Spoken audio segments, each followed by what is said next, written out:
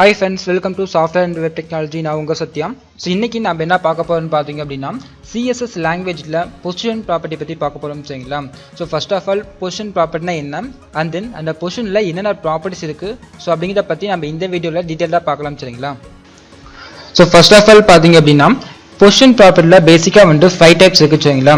So first வந்து static and then relative, absolute, fixed, sticky சரிங்களா. இந்த 5 டைப் பற்றி தான் நம்ம இந்த வீடியோவில் டீட்டெயிலாக பார்க்க போகிறோம் சரிங்களா. ஸோ ஃபர்ஸ்ட் ஆஃப் ஆல் பார்த்தீங்க அப்படின்னா HTML பேசிக் டேக் டைப் பண்ணியிருக்கேன் அண்ட் தென் பார்த்தீங்க அப்படின்னா லிங்க் டேக்கில் நான் ஸ்டைல் ஷீட் வந்து நான் லிங்க் பண்ணியிருக்கேன் சரிங்களா.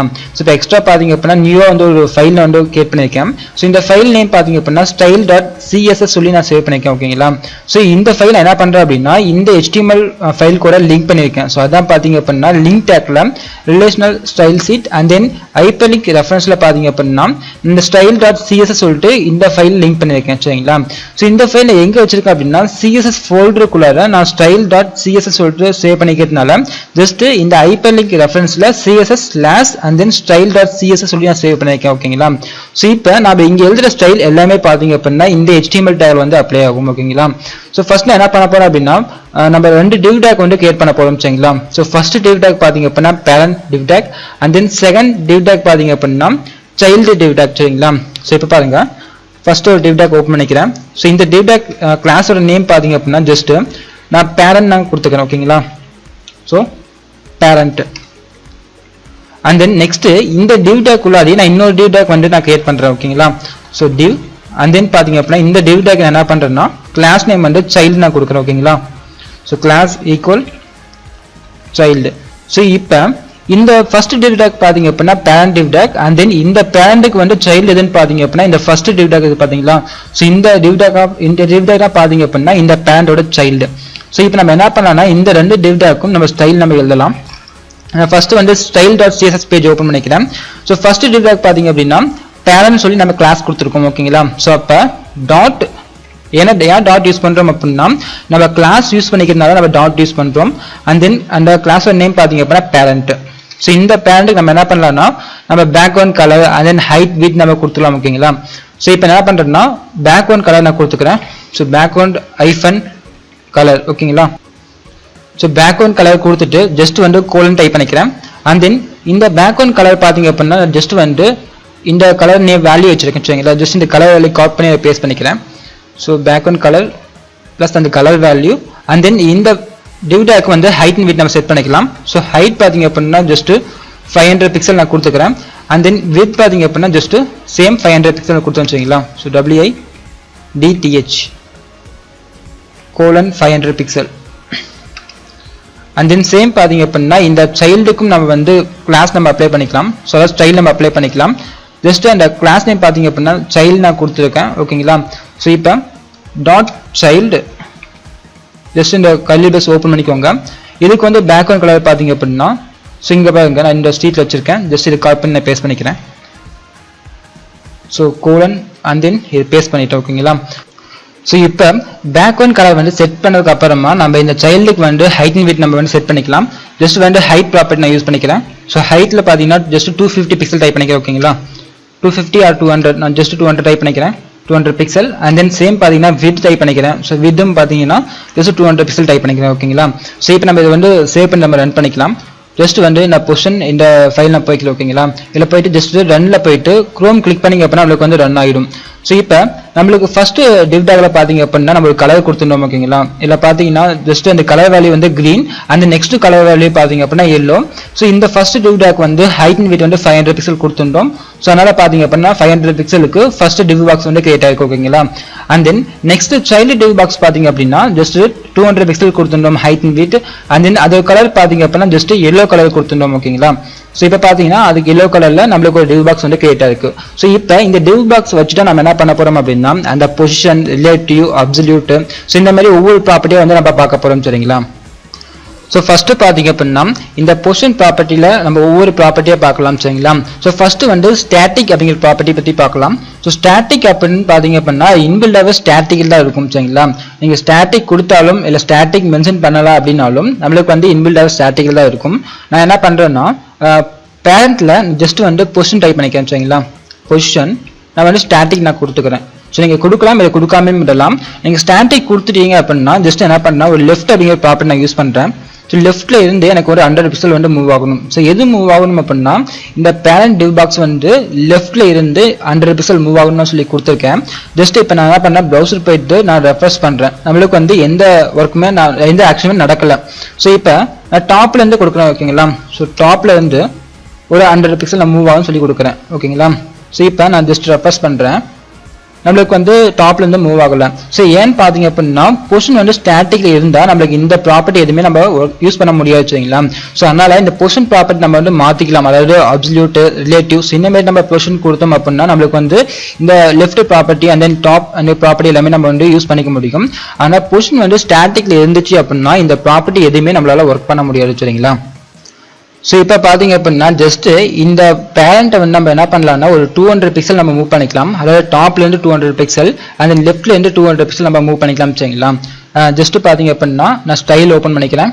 ஸோ இந்த ஸ்டைலில் பார்த்தீங்க அப்படின்னா இந்த பேரண்ட் டிவ் பாக்ஸை நம்ம மார்ஜின் டாப் பார்த்தீங்க அப்படின்னா ஒரு 200 பிக்சல் நம்ம டைப் பண்ணிக்கலாம், 200 பிக்சல் அண்ட் தென் மார்ஜின் லெஃப்ட்ல வந்து நம்மளுக்கு 200 பிக்சல் மூவ் ஆகணும். ஸோ அதனால் மார்ஜின் லெஃப்ட் 200 பிக்சல் நான் கொடுத்துக்கிறேன் ஓகேங்களா. இப்போ நீங்கள் இது கொடுத்து நான் வந்து ரன் பண்ணுறேன். ஜஸ்ட் நீங்கள் ரன் பண்ணீங்க அப்படின்னா டாப்லேருந்து 200 பிக்சல் லெஃப்ட்லேருந்து 200 பிக்சல் வந்து மூவ் ஆகிக்கும் சரிங்களா. ஸோ இப்போ நம்ம வந்து ஒவ்வொரு ப்ராப்பர்ட்டியை பார்க்கலாம் சரிங்களா. ஸோ நம்ம ஆல்ரெடி பார்த்தீங்க அப்படின்னா நம்ம ஸ்டாட்டிக் அப்படிங்கிற ப்ராப்பர்ட்டி பற்றி பார்த்துருந்தோம். ஸோ ரிலேட்டிவ் அப்படின்னா என்னன்னு பார்க்கலாம் சரிங்களா. ஸோ ரிலேட்டிவ் அப்படின்னா என்னன்னு பார்த்தீங்க அப்படின்னா இப்போ வந்து இந்த ப்ரௌசரை ஓப்பன் பண்ணிக்கிறேன். ஸோ இதில் வந்து இந்த எல்லோ கலர் டிவ் பாக்ஸ் நான் வந்து மூவ் பண்ணணும் வச்சுக்கோங்களேன். எதை பொறுத்து மூவ் ஆகணும் அப்படின்னா நம்ம 2 விதமாக மூவ் பண்ணலாம். ஒன்று வந்து இந்த பாடியை பொறுத்து நம்ம மூவ் பண்ணிக்கலாம். ஸோ அப்படி இல்லைன்னா இந்த பேரண்ட், இப்போ இந்த சைல்டுக்கு வந்து எது பேரண்டா இருக்குன்னா இந்த கிரீன் கலர் டிவ் பாக்ஸ் தான் வந்து பேரண்டா இருக்கு. ஸோ இல்லைன்னா நம்ம இந்த பேரண்டை பொறுத்து நம்ம மூவ் பண்ணிக்கலாம். ஸோ இப்போ இந்த பேரண்டை பொறுத்து நான் இந்த சைல்டை நான் மூவ் பண்ணணும் அப்படின்னா நம்மளுக்கு இந்த சைல்டுல வந்து பொசிஷன் வந்து ரிலேட்டிவா இருக்கணும். ஸோ ரிலேட்டிவா இருந்துட்டு அப்படின்னா நம்மளுக்கு இந்த கிரீன் கலர் டிவ் பாக்ஸை பொறுத்து நம்மளுக்கு மூவ் ஆகும் சரிங்களா. சப்போஸ் இந்த கிரீன் இந்த எல்லோ கலர் டிவ் பாக்ஸ்ல பொசிஷன் வந்து அப்சல்யூட்டா இருந்துட்டு அப்படின்னா நம்மளுக்கு இந்த பாடியை பொறுத்து மூவ் ஆகும். ஸோ இதான் பாத்தீங்க அப்படின்னா பொசிஷன் அப்சல்யூட் சொல்லுவாங்க. நாம இப்ப பாத்தீங்க அப்படின்னா அதாவது அப்சல்யூட் ரிலேட்டிவ்னு சொல்லுவாங்க சரிங்களா. ஸோ இப்போ நம்ம ரிலேட்டிவ் பத்தி நம்ம பார்க்கலாம். ஸோ ரிலேட்டிவ் பத்தி பார்த்ததுக்கு அப்புறமா நம்ம அப்சல்யூட் பத்தி பார்க்கலாம் ஓகேங்களா. இப்போ ஜஸ்ட் என்ன பண்றேன் அப்படின்னா இந்த எல்லோ கலர் டிவ் பாக்ஸ் வந்து இந்த பேரண்டை பொறுத்து நான் மூவ் பண்றேன் சரிங்களா. ஸோ அதுக்கு என்ன பண்றேன்னா ஸ்டைல்ல சைல்டுக்கு பார்த்தீங்களா. ஸோ இந்த சைல்டு என்ன பண்றேன் அப்படின்னா பொசிஷன் ரிலேட்டிவ் நான் கொடுக்குறேன் சரிங்களா. ஸோ பொசிஷன் ரிலேட்டிவ் நான் கொடுக்குறேன். ஸோ ரிலேட்டிவ் கொடுத்துட்டீங்க அப்படின்னா நம்மளுக்கு எதை பொறுத்து மூவ் ஆகும் அப்படின்னா இந்த பேரண்டை பொறுத்து தான் நம்மளுக்கு இந்த சைல்டு வந்து மூவ் ஆகும்.